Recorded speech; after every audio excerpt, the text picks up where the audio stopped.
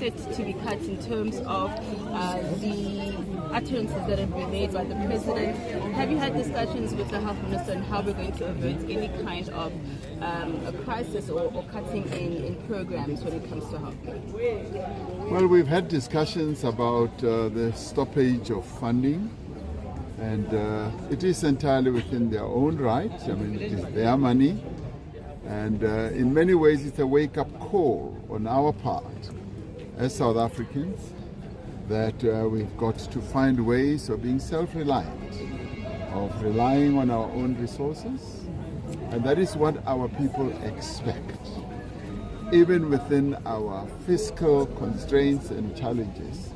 So this is a matter that we are discussing, and our sovereignty is important, and our sovereignty as a country should also mean that we must find ways all the time to look after the welfare of South Africans within or with our own resources.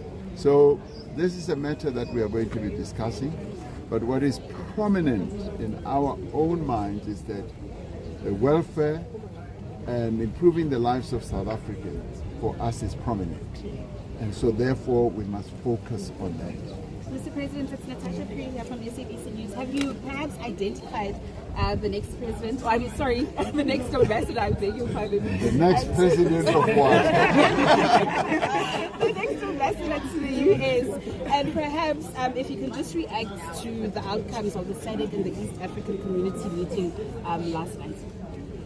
Well, as you well know, we worked right into the night as the SADC, joint SADC East African Community, and very important decisions were taken, and that is to consolidate a ceasefire, to install a permanent ceasefire, and to get foreign forces to leave so that the DRC can get to a point where there is peace and the lives of the people of the DRC can go on and be improved.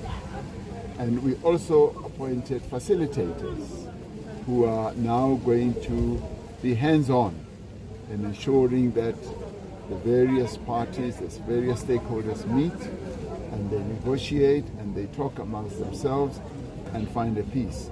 So for us as South Africa, it was a very encouraging moment. We can now say that there is a light at the end of this tunnel where there's been conflict. And of course, as we have taken the decision, our own troops will be coming back home in phases.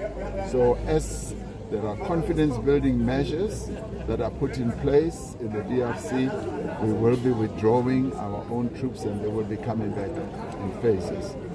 With regard to the United States, our ambassador has come back home, and obviously it behoves on us as a government to mull over replacing our ambassador.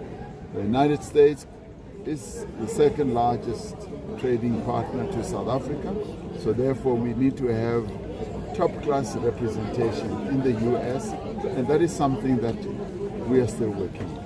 Will you be consulting your junior partners on that replacement? The President appoints ambassadors, and it is within his sole right to appoint ambassadors. Thank you very much. Thank you.